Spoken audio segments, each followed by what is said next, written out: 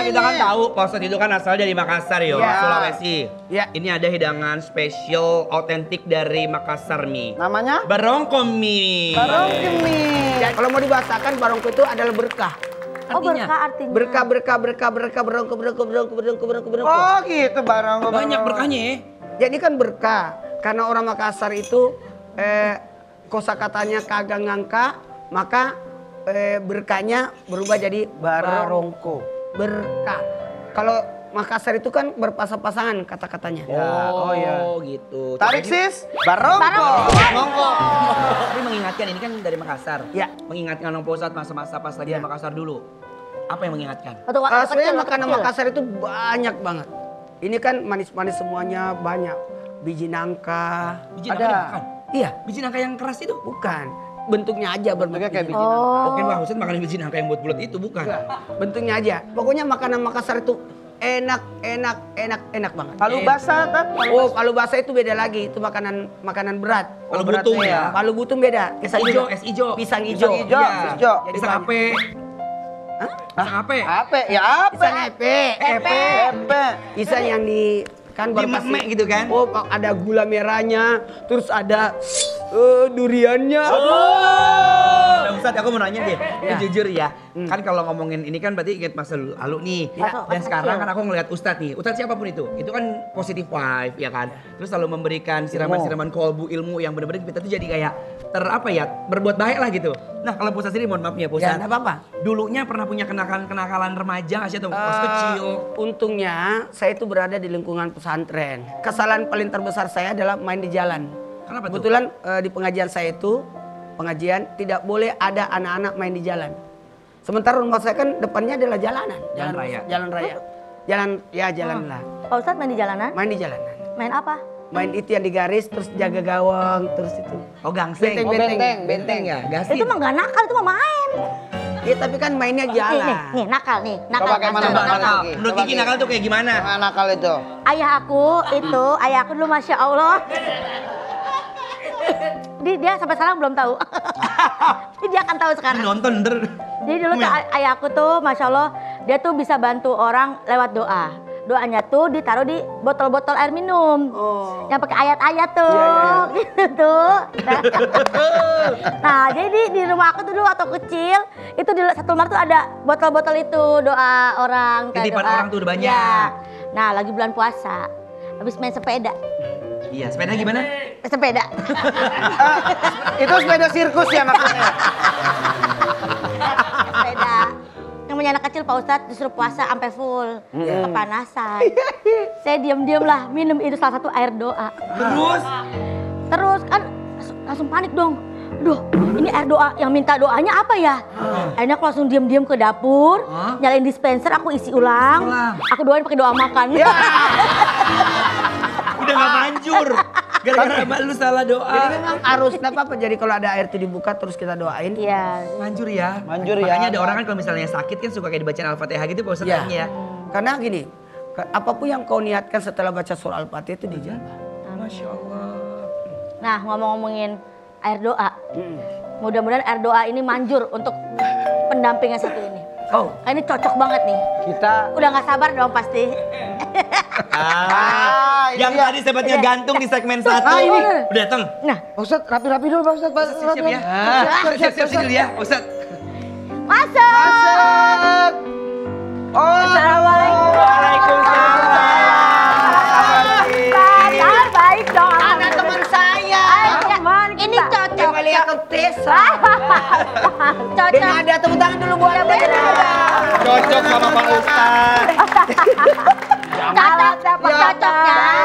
Cocoknya buat sharing, gimana caranya ngasuh anak kan sama-sama single parent dan anak, struggle. betul. Oh iya betul, Anak betul. gimana? Alhamdulillah Ustaz. Anaknya kan sakit. Kita Iya, udah sembuh kan? alhamdulillah. Langsung ini ya, langsung ada obrolan ya. Akrab ya. Belum apa-apa aja udah ada bahan kan. Langsung bahas anak loh. Kita kan di awal kan lagi bahas tadi kan. Ada Iya. sempat tuh kayak cuplikan yang masalah anak dititipin sama orang. Iya. Tapi kalau Pak Ustadz kan tadi kan lagi LDR nih sama Sempat anak-anak. setahun. Ya, Oh, kakak juga kan. Sama iya LDR-an sampai sekarang juga. masih LDR Ustaz. Caranya tipsnya bagaimana sih supaya maksudnya tetap tenang kita bekerja tapi anak jauh tuh Aku sebagai suaminya. Enggak ada loh. Lu udah mau kawin ya, udah mau kawin. Matching. Iya benar. Nih, calonnya nonton. Oh iya. Udah mau kawin lu, Ingat Ate. ya, tidak boleh mempermainkan 3. Apa tuh, Pak Ustadz? Sekali lagi deh.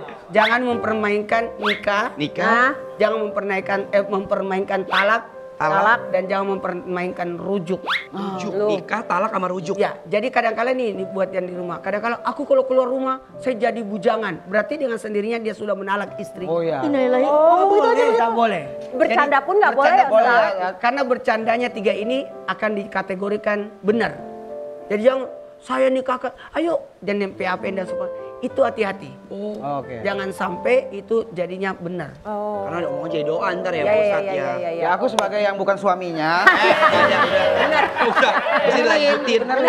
Oh iya, persoalan anak ya? Iya. Ya, itu gimana cara ngawasin pada Cara saat mengawasi LDR? Aisyah di Singapura. Aisyah. Ya Aisyah. kalau ditanya pasti Ustadz juga ini deh sama rasanya. Kayaknya nggak mau sekarang kita ada CCTV ada Ustadz ada lah iya. pasang bahkan di setiap ruangan di rumah tuh pasang CCTV yang bisa diakses di sini di Indonesia. Jadi kapanpun misalnya saya mau lihat anak saya lagi belajar udah tidur apa belum kadang-kadang malam tengah malam saya baru selesai kerja saya kangen saya suka buka CCTV di kamar saya cuma mau liatin aja wajah dia pas lagi tidur gitu ya. Namanya rindu. Tapi ya apapun teknologi yang ada di dunia ini kayaknya tidak akan pernah bisa mencukupi menenangkan hati saya sebagai seorang ibu yang jauh dari anak. Iya, Udah pasti nggak bisa. Harus ada tetap ketemu. Bener tahu, jujur aku ngerasain kalau misalnya kayak lagi capek kan kerja gitu ya.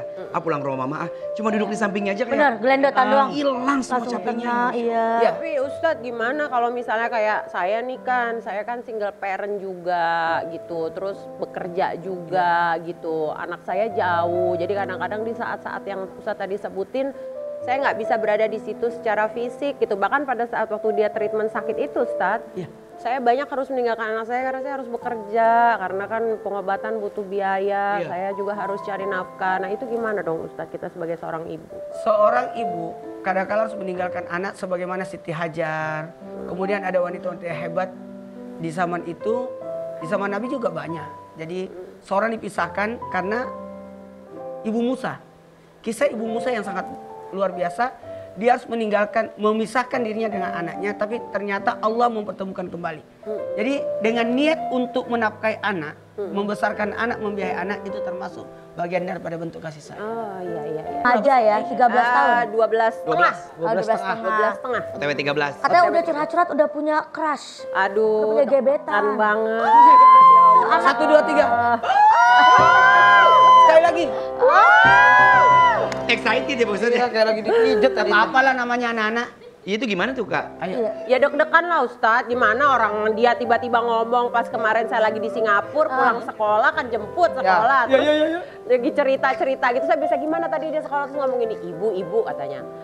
Aku pakai bahasa Inggris kan intinya tuh dia ngomong aku ada suka sama teman sekolahku, teman kelasku. Waduh. Aduh. Ya saya ngomong pas anak saya ngomong kayak gitu saya sok-sok Ya ampun siapa? padahal dalam hati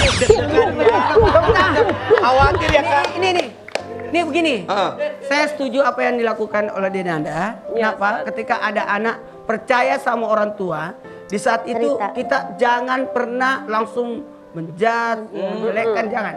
Karena di saat itu anak itu merasa dekat sama orang tua. Iya. Jadi nanti dia takut lagi curhat. Iya. ya. Berarti Pak Ustadz memberikan ruang terbuka untuk anak-anak mau cerita apapun. Cerita. Alhamdulillah. Oke. Saya paling ini buat orang tua dimanapun berada, berceritalah sama anak di 3 waktu. 1 ketika anak di perjalanan. Iya. Paling enak itu kalau kita perjalanan ngobrol, itu nikmat banget. Yang kedua, ketika anak itu sedang makan di meja makan. Jadi enak kita makan. Makanya bulan Ramadan itu paling enak karena kita makan. Buka puasa, sahur bareng, ya. Kemudian ketiga, ketika anak mau tidur. Makanya orang dulu itu hebat dekat sama keluarga karena suka bercerita jelang tidur. Iya benar. Nah tapi itu kan versinya Pak Ustadz nih. Kita kan nggak tahu kata anak-anaknya bener apa enggak. Iya. Jangan-jangan dia orang tua yang sangat galak. Tidak bongkar. Jangan-jangan dia sangat otoriter sama anaknya. Kita panggil aja anak-anak ke sini ya. Pak Ustadz kita pulangin ya. Jangan kemana tetap di OTW.